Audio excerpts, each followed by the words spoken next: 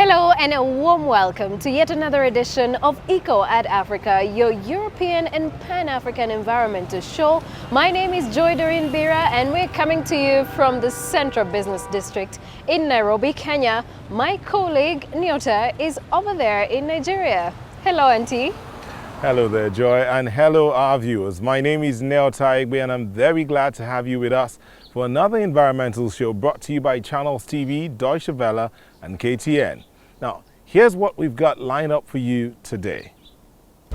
We go to Uganda where they are making bags out of straws, and on to Germany, a clothing manufacturer that's developing environmentally friendly textiles. Then to Cameroon where they are working hard to protect an ancient rainforest.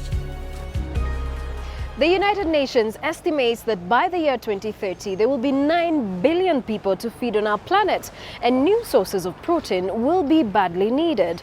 Insects could close the gap, and insect meals could, for example, replace some of the expensive ingredients like soybeans and fish meals that are fed to farm animals, potentially lowering the cost of livestock products and freeing up feed crops for human consumption. And they can be fried, smoked, steamed, sun-dried or ground into powder. So should we change our meals plan? See what researchers in Nairobi have found out.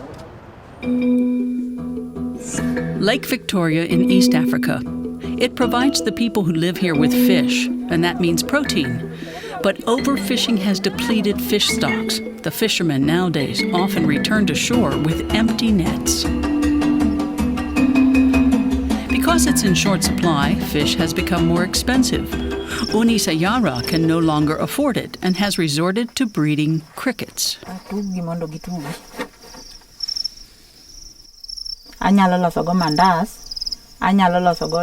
These days we eat vegetables with crickets rather than meat. Cake.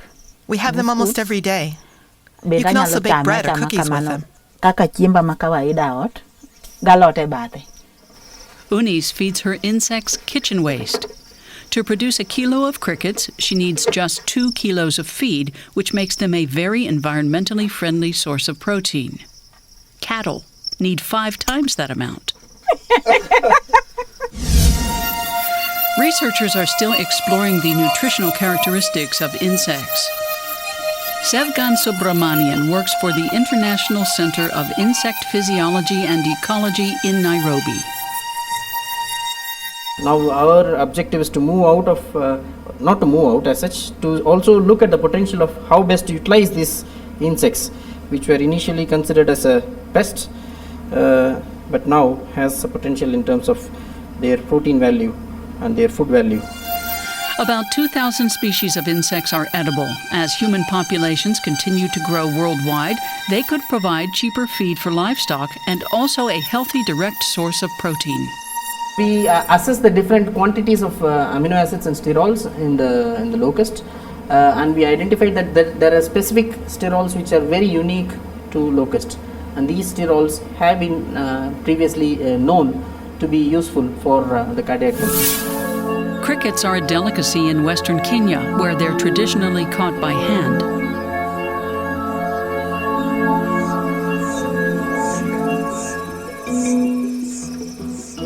It's a lot easier to breed them in boxes. To turn them into cookies, Unis roasts 2 handfuls of boiled crickets. It smells delicious. Then she kneads them into a dough. She uses a different recipe to make cookies to sell at the market. I dry it, then I grind it, so you cannot see crickets inside like this.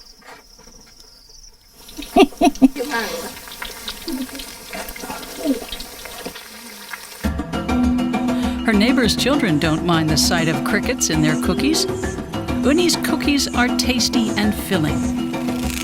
Still, many associate locusts with one of the plagues from the Bible, but that image could soon change as it grows clear that the insects are a valuable and eco-friendly source of protein. The Korub National Park lies right on Cameroon's border with Nigeria and is one of the world's oldest rainforests. At one time, many of the people here lived as hunters, but today, the area's plants and animals are under conservation and are off limits. But who deserves more protection? Korub's unique nature or the communities who live in and around the forest? The dilemma has sometimes led to conflicts. Rangers patrol Korup National Park in southwestern Cameroon practically round the clock. It's their job to protect the surviving animals from poachers. People have been living in this area for centuries. Hunting for food has a long tradition here. When you bring the meat inside the house, they will feel very, very happy. And we don't have anything like that, they will not be happy. That's our own tradition here, they will see. Because we cannot be eating empty food. But now many animals in Cameroon are threatened with extinction. Rangers and conservationists use camera traps to record the dwindling populations in Korup National Park. In particular, primates like chimpanzees and drill monkeys are endangered. They are hunted for food or sold illegally, often the only source of income for people living in and around the national park. But in Erat, things are different. The head of the national park has come to visit. He's given a ceremonial welcome.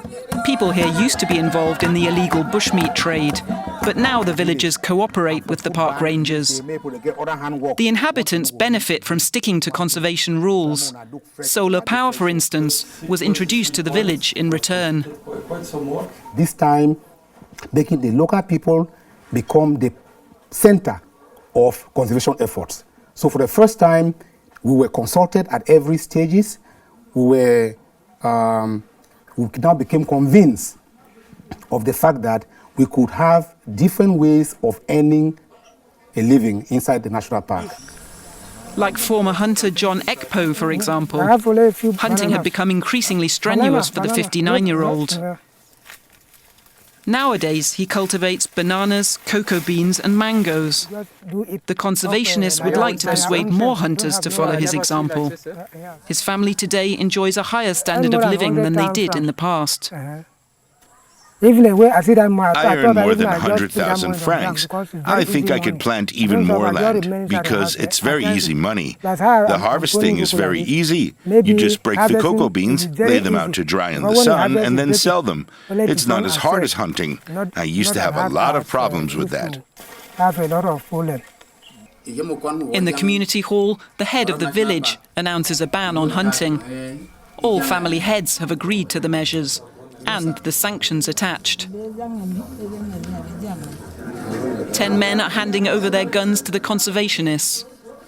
The village is getting 10 motorcycles in exchange.